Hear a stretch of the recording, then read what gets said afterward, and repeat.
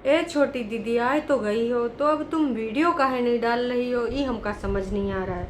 और कतई शिमला वाला बासी माल हमारे सबके मुंह पे फेंक के कतई मत मारना। अगर तुमने मारा तो हमसे बुरा कोई नहीं होगा, हैं। और भाभी जी का जीना हराम कर रही हो जो ना, अपने वो गंदे अड्डे के लोगों से काका बुलवा रही हो। थोड़ी शर्म कर लो। है तो तुम्हारे घर की इज्जत, लेकिन मैं तो भूल ही गई। तुम्हारे घर में तो ऐसे ही चलता है ना कि अगर कोई किसी के खिलाफ चल रहा है तो भैया उसको ना सीधे गंदे अड्डे से गाली खिलवा दो।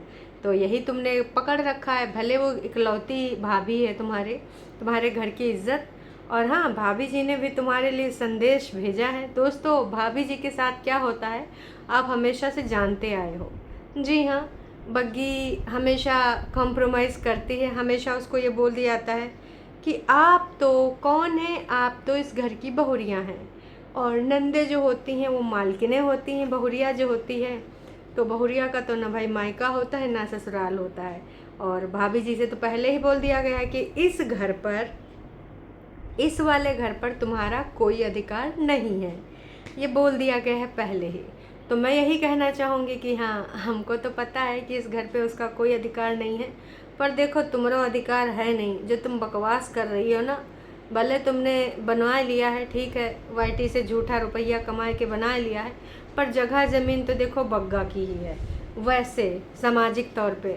लेकिन आजकल क्या चल रहा है कि भैया लड़कियों को भी हिस्सा देते हैं। तो जो लड़की हिस्सा ले उससे गिरी हुई कोई है नहीं, मैं तो यही मानूंगी।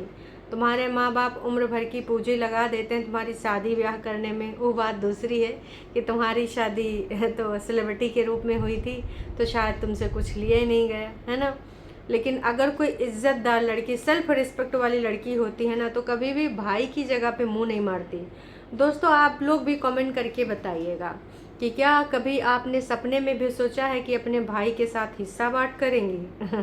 आई नो कि आप में से किसी सिंगल इंसान का मुझे रिप्लाई नहीं आएगा।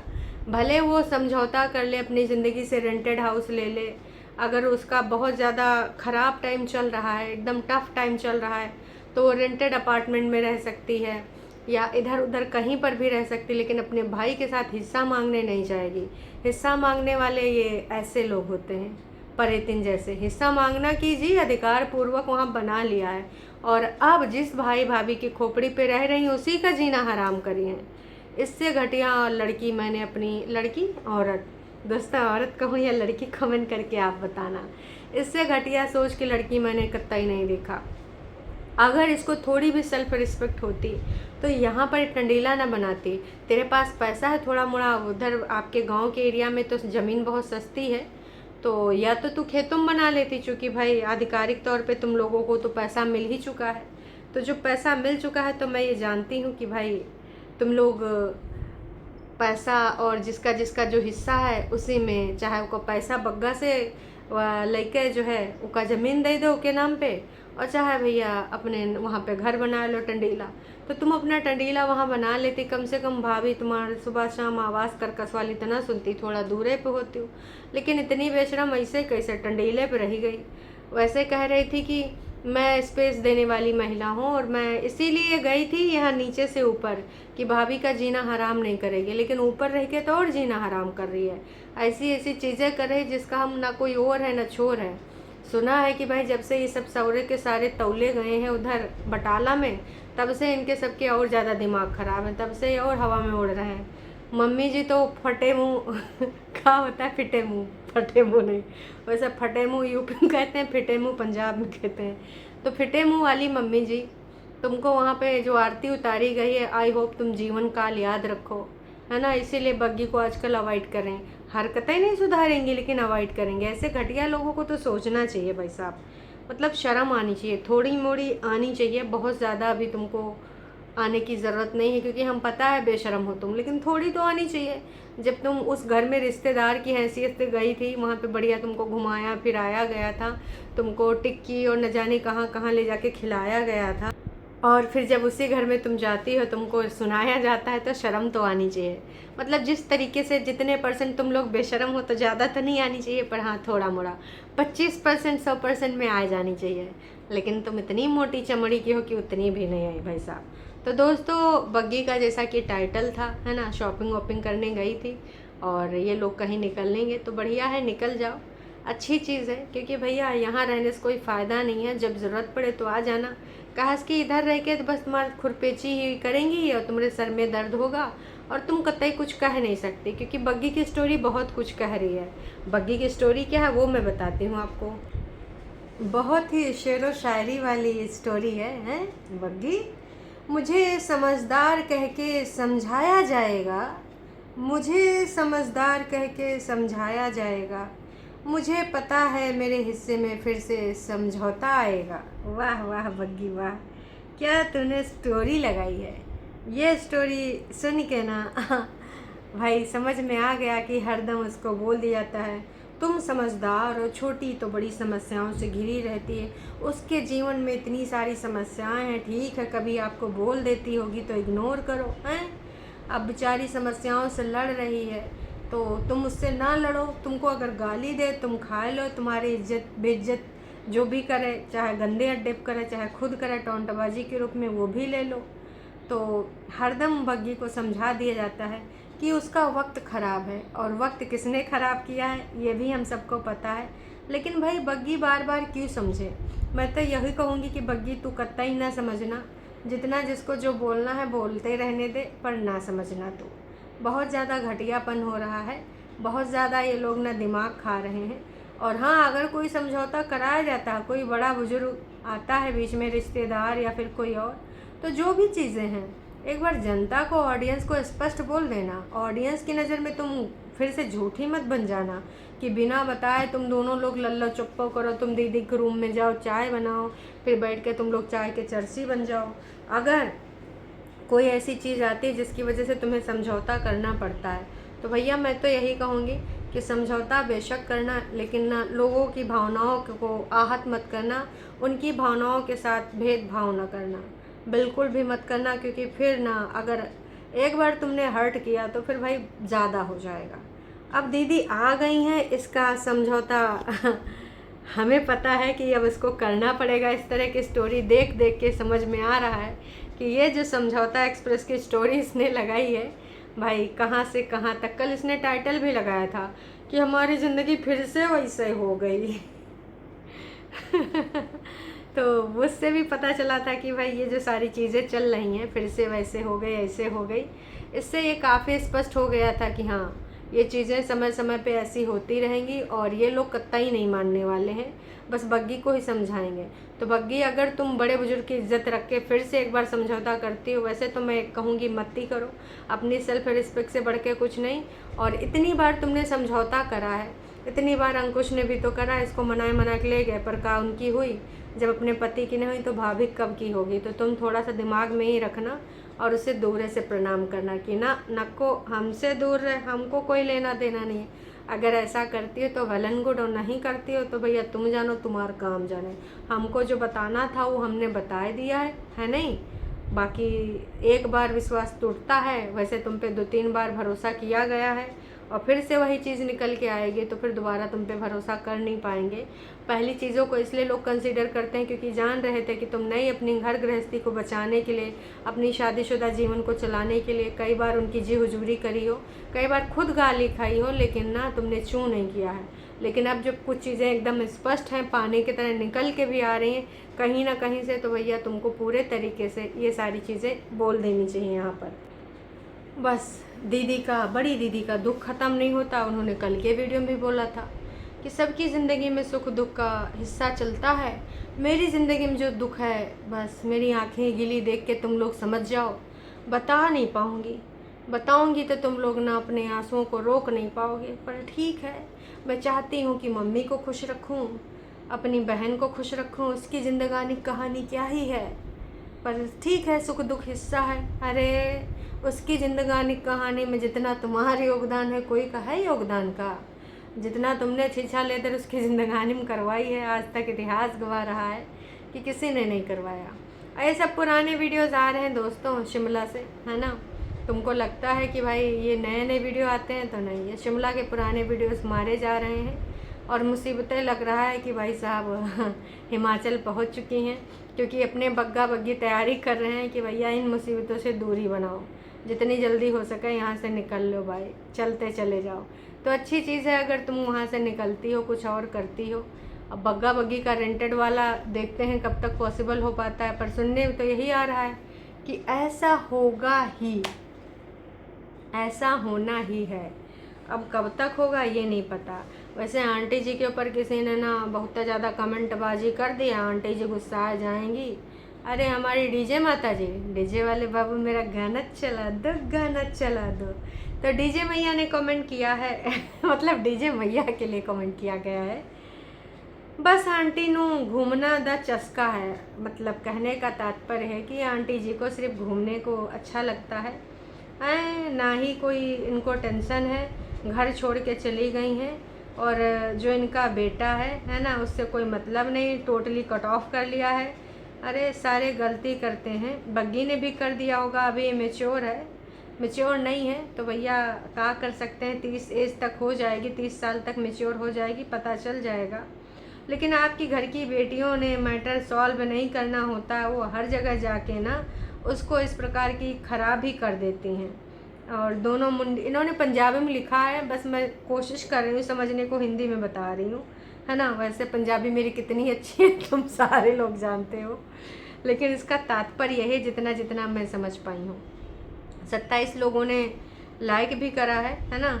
लेकिन कुछ लोगों ने ये भी कहा है कि भाई हाँ, ये जो करती हैं ना, जे सच बोलूँ तो उसे ये ब्लॉक कर देती हैं, फिर हाइड कर देती हैं। लेकिन भाई इन्होंने दोबारा से अपने कमेंट में एडिट करके लिख दिया, तो तुम्हें लगता है कि तुम्हारे सपोर्टर्स को लगता है कि भाई ये बहुत महान है महान नहीं, ये गधे के समान है। इन्होंने जो दिमाग ख़राब करके रखे हैं, तो भाई बड़ी दीदी तुमको तो लोगों ने भर भर के तौला है, क्योंकि तुम्हारी हरकतें इतनी बेकार हैं। और इसीलिए लोग तुमको यहाँ पर लिख भी रहे हैं कि कभी तो तुम सुधर जाओ, घर की बड़ी बेटी के अनुसार कभी तो रिएक्ट करो, हमेशा तुम घटियापन करती हो हैं। जब देखो तब तुम लड़ाई करवाने के लिए मम्मी को शिमला ले आती हो। शिमला है या सोलन में है, देखो दोस्तों ये कन्फ्यूजन है। हाँ, पर नोना जीजा साथ में है, इसमें कोई कन्फ्यूजन नहीं है। अगर तुमको लगता है कि नोना जीजा साथ में नहीं तो तुम गलत सोच रहे हो, नोना जीजा साथ है में है वाह जी वाह, लोगों ने भर भर के कमेंट इनको किए हैं। Happy wedding anniversary. कहा हमारी झूठियंका दीदी की वेडिंग एनिवर्सरी है? हाँ, ये वेडिंग एनिवर्सरी का है, वो मंदिर वाली है दीदी या रियल वाली है? दोस्तों झूठियंका दीदी की जून में ही आई थिंक वेडिंग एनिवर्सरी होती है। आप लोग हमको बताइएगा कमेंट करके। कहा कि हमने अभी देखा, किसी ने लिखा था तो मैंने पढ़ा है कि भाई साहब अब इनकी वेडिंग एनिवर्सरी, तो हमें पता नहीं था, पर हाँ लिखा है लोगों ने। दोनों आंटी जी डांस करते हैं स्टार्टिंग में। वाह, ब्यूटीफुल ब्लॉग। कहाँ से ब्यूटीफुल ब्लॉग है भाई साहब? ये ब्यूटीफुल ब्लॉग है? मम्मियों को नचवा के कंटेंट बना रही हो। अगर 100-200 की चीज़ ले रही हो तो उसको कितनी बार गिनवा रही हो, कभी नीचे कभी लिफ्ट में, वो घटिया से स्वेटर पहना रही हो, अपने नंबर बना रही हो, बेइज्जतियाँ करा रही हो कि जो हम लेके देते हैं वो तुम छोड़ के चली आती हो, फिर मुँह उठा के चली आती हो ताकि फिर से तुमको दिलाएं। हम कब तक दिलाते रहेंगे पूरी जिंदगानी? तो ये सब घटिया हरकतें करती हो। बहुत सुंदर ब्लॉग, मंदिर देख के बहुत अच्छा लगा। कभी मंदिर में धूप बत्ती वगैरह करती हैं, दर्शन करने भी जाती हैं टैक्सी वाले भैया के साथ, तो कंटेंट के रिगार्डिंग जाती हैं। तुमको श्रद्धा आई होगी, लेकिन इनके मन में सिर्फ कंटेंट ही आया होगा, ठीक है। तो तुमको ठीक है, श्रद्धा है तो तुम ले लो, कोई बात नहीं है। अब अगर हम करें परेतिन की, जो कि कहने के अनुसार वो घूमने नहीं गई थी, अपनी दीदी के घर गई थी, और पहले उन्होंने बोला था कि जी वो इसलिए यहाँ आई हैं क्योंकि ना एक कंटेंट क्रिएटर को ना डिफरेंट कंटेंट दिखाना होता है, इसलिए वो अपनी दीदी के यहाँ सोलन में आई हैं, सोलन या शिमला जो भी जगह है। लेकिन दोस्तों इतने दिनों में इनका कितना कंटेंट आया है आप सबको पता है मेरा घर इसलिए बोल रही हो, भाभी को सुना रहे हो, ये कह के किसी ने 2-3 दिन पहले लताड़ा था, जो वो वीडियो आया था, उसके बाद से लेके अभी तक कोई वीडियो नहीं आया है। मायके में रहेगी हैं, जितना मर्जी का बोल ले, ज़बरदस्ती कर ले, तेरा जो था वो तुझे छोड़कर चला गया है, ये तेरा घर नहीं है।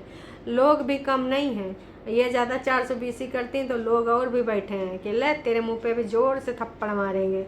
लोगों ने थप्पड़ मार भी दिया हैं कि भाई तुम ना क्या कर रही हो। किसी ने लिखा था कि आंचल की मम्मी को भी घुमाओ ऐसे सबके साथ, भैया आंचल की मम्मी के साथ काहे घुमाएंगे, उससे तो दुश्मनी चल रही है आंचल की मम्मी और आंचल से। अरे भाई साहब हैं, कहो तो भाई उनके लिए भी गंदे अड्डे पे। देखो ये लोग थैंक यू बोलते हैं, अभी दीदी ने कुछ दिन पहले सपोर्टर बोला है कि मेरे सपोर्टर्स का बहुत बहुत धन्यवाद, तुम्हारी वजह से मैं हूँ, थैंक यू सो मच। जब मैंने रोया तो तुमने रोया, मैंने हंसा तो तुमने हंसा, मैंने माफ़िया मांगी, मैं सिंदूर लेके आई, सिंदूर लगा के आई, तो तुम मेरे कागजी पति के साथ माफ़ी मांगने करे चले गए कमेंट सेक्शन में कि हे कागजी जीजा जी हमें माफ़ कर दीजिए, हमने आपको गरियाया था, पर हमारी दीदी को ले जाइए, ये हमने अमानत इतने दिनों से संभाल के रखी है। तो दीदी ने उस दिन अपने सपोर्टर्स को थैंक यू सो मच बोला था, और सारे सपोर्टर्स ने, वो रानी वानी जी ने, टन्नू अन्नू जी ने, सब ने आके थैंक यू भी लिखा था। तो जाहिर सी बात है अब इस समय बग्गी को गरियाया जा रहा है, उसके परिवार को गरियाया जा रहा है, इसमें दीदी की सहमति है हैं। तो ऐसे में जब मम्मी जी को गाली खिलवा रही हैं बग्गी की, तो वो घुमाने ले जाएंगी, हर आउट ऑफ माइंड लगता है। नहीं भैया बिल्कुल नहीं ले जाएंगी। हाँ तुम कहो कि अपनी भाभी की माँ को गाली खिलवा दें तो बिल्कुल बेशक बेझिझक भाई, तुम मानो या ना मानो गाली उनको खिलवा दी जाएंगी।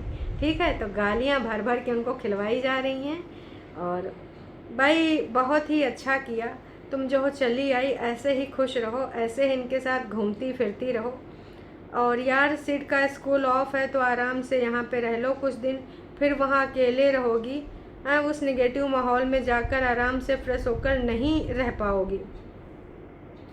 नेगेटिव माहौल खुद बनाई है, इनके सपोर्टर क्या बोल रहे हैं। अच्छा सोना खान जी, सोना जी ये एडिटेड है, हमें तो इनकी जो आईडी लग रही है नकली लग रही है, फर्जी वाली।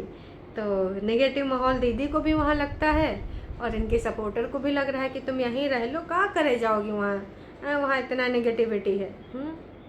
तुम घर में इसलिए नहीं रहना चाहती हो क्योंकि तुम्हारी खुद की भाई भाभी तुम्हें बुरा बना के कोई कसर नहीं छोड़ते हैं, और ऑब्वियसली तुम उनके ब्लॉग नहीं देखती तो होगी ही, तब तुम्हें बुरा फील होता होगा, इसलिए अब तुम उस माहौल में नहीं रहना चाहती हो। अब बताओ ये कमेंट रखने का क्या मतलब था, कोई तुक था, पर इन्होंने रखा है। हम जानते हैं तुम्हारी भाभी बहुत चालाक है, प्रीति जो तुम्हारा मन करे वो करो, यहाँ पर तुम आराम से रहो और अपने काम पर फोकस करो। भाई वो लोग ऐसे ही करने वाले हैं, इंसान का चेहरा सबके सामने आ ही जाता है देर सबेर, उन लोगों को भी आएगा, सिर्फ भगवान पे भरोसा रखो, वही तुम्हें फिर से सारी चीज़ों से दूर कर निकाल के रखेंगे। बस तुम सिर्फ और सिर्फ आंटी जी का ख्याल रखो और ख़ुद का ख्याल रखो। God bless you dear. Shivani ji, Shivani करके आईडी से मैंने कई बार जहरीले कमेंट देखे हैं, तो इनके हिसाब से भाई भाभी वहाँ पे आग उगल रहे हैं। इन्होंने कितनी आग उगली है, भाई भाभी तो अभी भी कमेंट सेक्शन को बंद करके रखे हैं। सुबह जो कमेंट था कि इनके घर की जो असली डसने वाली वो परेती ने, उन लोगों ने वो कमेंट हटा दिया। हेल्ड फॉर रिव्यू शॉपिंग वाले वीडियो में मुश्किल से 20-25 कमेंट रखे हैं, अगर असलियत उन्होंने खोल दी ना तो भाई सांस ना ले पाओगी तुम, और फिर तुम ऐसे कमेंट रख रही हो, फिर तो हमें ये लग रहा है कि तुम अपनी भाई भाभी के खिलाफ हो, वहाँ पे तुम भाई भाभी को बोल रही हो। तो दोस्तों ये है परेतिन की सच्चाई कि परेतिन उस घर में इसलिए नहीं रहना चाहती हैं क्योंकि भाई भाभी ने जीना हराम कर दिया है। वाह जी वाह। अब ऐसे कमेंट अगर दीदी ने रखे हैं, चूँकि दीदी के इस वीडियो में टोटल जो व्यूज़ आए हैं 18,000 आए हैं और वीडियो में कमेंट 66 ही हैं। अब 18,000 में सिर्फ 66 कमेंट तो नहीं आएंगे, तो ये कमेंट जानबूझ के जो हेल्ड फॉर रिव्यू में वो रखे जाते हैं, जानबूझ के कमेंट पब्लिक करे गए हैं। तो ये कमेंट दिख नहीं रहा था, पब्लिक किया गया भाई भाभी के मुंह पे थप्पड़ मारने के लिए कि भैया देख लो तुम लोगों ने ऐसा ऐसा किया है, तुम्हारे लिए हम ऐसा कमेंट पब्लिक करेंगे। यही सच्चाई है दोस्तों, इसमें साफ साफ स्पष्ट हो रहा है। तो मैं तो यही कहूँगी कि देखो परेतिन इतना करो जितना चल जाए, उस औरत ने तुम्हारे बच्चे के लिए कितना करा है तुम्हें बहुत अच्छे से पता है। तुम तो टंडीला बैठी रहती थी, नीचे उसकी आवाज़ कितनी सुनाई दी है हम सब ने देखा है। तो ऊपर वाले से डरो, है ना, बाकी कुछ नहीं। तो दोस्तों आप सबको क्या लगता है, क्या नहीं लगता है, कमेंट करके प्रतिक्रिया ज़रूर दीजिएगा। मिलते हैं लाइव में, तब तक के लिए टाटा बाय बाय। हाँ तुम लोग लाइक करने में कंजूसी करते हो, लाइक कर दिया करो यार।